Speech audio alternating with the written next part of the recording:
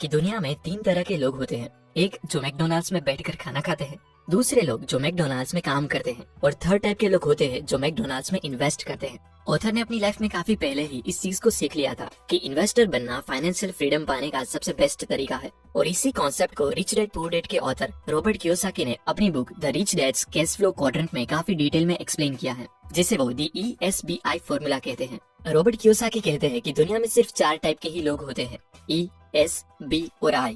ये क्वाड्रेंट्स लोगों को उनकी इनकम सोर्स के हिसाब से 4 अलग अलग कैटेगरीज में डिवाइड करते हैं, जिसमें E का मतलब है एम्प्लॉई, S का मतलब self employed, B for business owner and I for investor. Quadrant के लेफ्ट साइड में एम्प्लॉई एंड सेल्फ एम्प्लॉयड आते हैं। ये वो लोग हैं जो पैसे को टाइम के साथ एक्सचेंज करते हैं, इसलिए जब तक वो काम करेंगे तब तक उनको पैसे मिलते रहेंगे, और जिस दिन ये लोग काम नहीं करेंगे उस दिन उनकी इनकम भी नहीं होगी। इन लोगों को ज्यादा पैसे कमाने के लिए ज्यादा घंटे काम करना पड़ता है। वहीं क्वाड्रेंट के राइट साइड में आते हैं बिजनेस ओनर एंड इन्वेस्टर। ये वो लोग हैं जो दूसरों के टाइम का लेवरेज लेके पैसा बनाते हैं, जिसे author rich dad poor dad में पैसिव इनकम कहते हैं। हेनरी फोर्ड जैसे लोग इस कैटेगरी में आते हैं। ये लोग एक ऐसा सिस्टम बनाते हैं जहां दूसरे हाईली स्किल्ड लोग मिलकर इनके लिए काम करते हैं, जिससे उनको खुद बहुत कुछ काम करने की जरूरत नहीं पड़ती और उनका पैसा अपने आप ग्रो होता रहता है। वॉरेन बफेट कहते हैं कि if you don't find a way to make money while you sleep, you will work until you die. दोस्तों, ये मैटर नहीं करता कि अभी आप किस कैटेगरी में हैं, लेकिन अगर आपको फाइनेंशियल फ्रीडम चाहिए तो आपको लेफ्ट साइड से निकल के राइट साइड आना ही पड़ेगा। मतलब एम्प्लॉय से सेल्फ एम्प्लॉयड से बिजनेस ओनर और बिजनेस ओनर से इन्वेस्टर बनना सीखना ही पड़ेगा।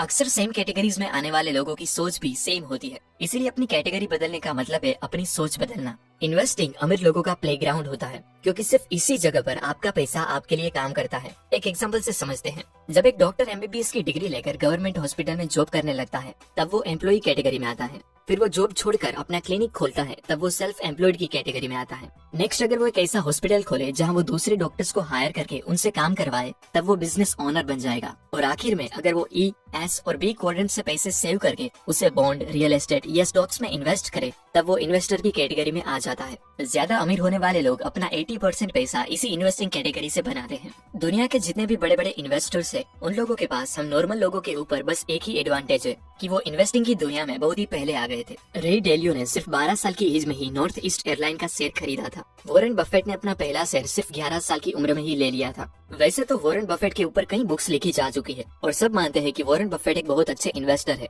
लेकिन बहुत ही कम लोगों को पता है कि वॉरेन बफेट के वेल्थ का असली रीजन है बचपन से ही कंपाउंडिंग के पावर को समझ के इन्वेस्टिंग स्टार्ट कर देना। अभी वॉरेन बफेट की नेटवर्थ $96 बिलियन है, जिसमें से 99% वेल्थ उन्होंने 50 की एज के बाद कमाई है। ये है कंपाउंडिंग की ताकत। क्या आपने जिम साइमंस का नाम सुना है? जिम साइमंस मैथमेटिशियन और एक हेज फंड मैनेजर है। इन्होंने 1988 से अपने पैसे को ऑन एन एवरेज 66% रेट से कंपाउंड किया है, जबकि वॉरेन बफेट ने सिर्फ 22% रेट से कंपाउंड किया है। जिम साइमन की नेटवर्थ करीबन $24 बिलियन है, यानी कि वॉरेन बफेट से 75% कम। लेकिन ऐसा क्यों? ऑब्वियसली रीजन है कंपाउंडिंग का। जिम साइमन ने इन्वेस्टिंग स्टार्ट करी थी 50 की एज में, लेकिन वॉरेन बफेट ने 11 साल की उम्र से ही अपना पैसा इन्वेस्ट करना स्टार्ट कर दिया था। अगर वॉरेन बफेट की तरह जिम साइमन को 70 इयर्स मिल जाते पैसे कंपाउंड करने के लिए और उनके पैसे 66% रेट से कंपाउंड होते रहते, तो आज उनकी नेटवर्थ कई लाख ट्रिलियन डॉलर में होती। अल्बर्ट आइंस्टाइन कहते हैं कि कंपाउंड इंटरेस्ट दुनिया का 8वां अजूबा है और कंपाउंडिंग दुनिया की सबसे पावरफुल चीज। चलिए एक एग्जांपल से समझते हैं। अगर मैं आपको और आपके दोस्त को 2 ऑप्शन दूं कि आप 50 लाख रुपए आज ले ले या फिर 1 रुपया जो हर अगले 31 डेज तक डबल होगा, तो आप क्या चूज करोगे? मान लीजिए आपका दोस्त 50 लाख वाला ऑप्शन चूज करता है और आप वो 1 रुपए वाला, तो 4 दिन बाद आपके दोस्त के पास हो गए 50 लाख रुपए और आपके पास सिर्फ 8 रुपए। आसपास के लोग आपको कहते हैं कि अबे बेवकूफ, तुम भी वो पहला ऑप्शन चूज करते तो तुम्हारे पास भी आज 50 लाख रुपए होते। डे 20 पे जब बाकी सिर्फ 11 दिन रह गए हैं, आपके पास होते हैं सिर्फ 5243 रुपीज और आपके दोस्त के पास वही 50 लाख रुपए।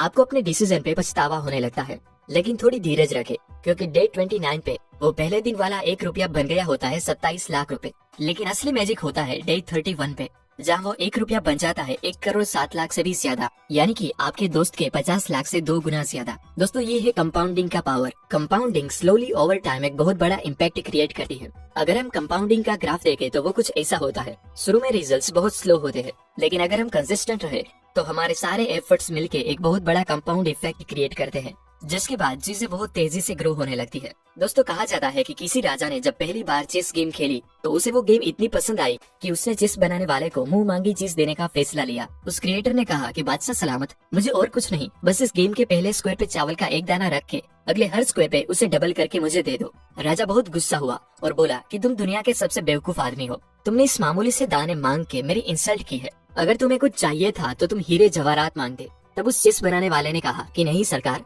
मेरे लिए बस इतना ही काफी है। राजा ने तुरंत अपने सिपाहियों को बुला के आदेश दिया कि चावल के दाने गिन के उसे दे दिए जाए। कुछ दिनों बाद वो सिपाही दौड़ते हुए राजा के पास आए और कहा कि बादशाह, वो आदमी कोई बेवकूफ नहीं बल्कि बहुत चालाक निकला। वो चावल के जितने दाने मांग रहा है उतने तो पूरी सल्तनत में नहीं है। ये सुन के सब बहुत हैरान हो गए। चेस के गेम में टोटल 64 स्क्वायर्स होते हैं, तो पहले स्क्वायर पे एक दाना जिसे हर अगले स्क्वायर पे डबल करना है, दूसरे पे 2, तीसरे पे 4, चौथे पे 8 दाने, और इसी तरह हम डबल करते हुए लास्ट स्क्वायर पे आए तो ये बनेंगे राइस के इतने दाने जो मुझे तो बोलना भी नहीं आता।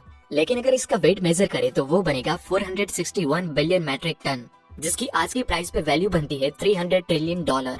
वो बंदा कोई बेवकूफ नहीं था बल्कि बहुत ही इंटेलिजेंट था, जो कंपाउंडिंग के पावर को सही से समझता था। और वो कुछ चावल के दाने नहीं बल्कि दुनिया की पूरी वेल्थ मांग रहा था। लेकिन दोस्तों, आपकी ट्रू वेल्थ आपकी मटेरियल चीजों से नहीं बल्कि आपकी सर्वाइविंग कैपेसिटी से डिफाइन होती है। आप अपनी इनकम के बंद होने पर कितने महीने सर्वाइव कर सकते हो बिना अपना लिविंग स्टैंडर्ड गिराए, वो आपकी ट्रू वेल्थ होती है।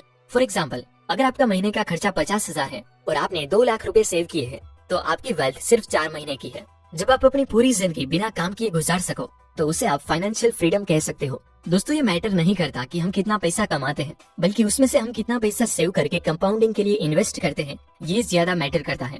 आप जितना भी पैसा सेव करते हो वो आपको आई कैटेगरी में डालना चाहिए, क्योंकि इसी कैटेगरी में ही पैसा आपके लिए काम करेगा। आई क्वाड्रेंट में आने के लिए आपके पास 2 रास्ते हैं।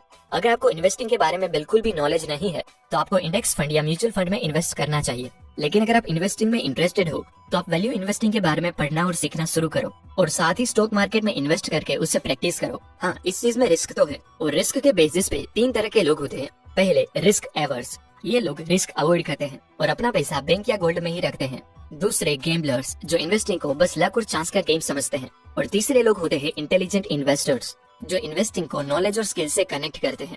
दोस्तों, अगर अभी आप ई या एस क्वाड्रेंट में हैं तो आपको क्या करना चाहिए? पहले तो आप बिल्कुल टाइम गवाए बिना जितने हो सके उतने पैसे सेव करें और उसे आई क्वाड्रेंट में इन्वेस्ट करें।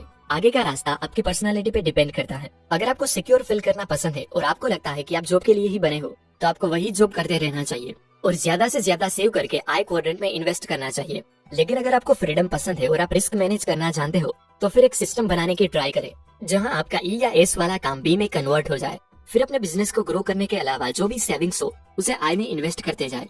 तो दोस्तों, इस वीडियो में बेसिकली हमने रिच डैड पुअर डैड के ऑथर रॉबर्ट कियोसाकी की book the rich dad's cash flow quadrant से ESBI क्वाड्रेंट के बारे में जाना और कंपाउंडिंग के पावर को समझा। अगर आप भी अपने पैसे को कंपाउंड करना चाहते हैं तो इसका एक मेथड है इन्वेस्टिंग, जिसमें आप वॉरेन बफेट की तरह ग्रेट कंपनीज के शेयर खरीद के उसे लंबे समय तक होल्ड करके रखें ताकि वो कंपाउंड कर सके। लेकिन उससे भी पहला स्टेप है सीखते रहना।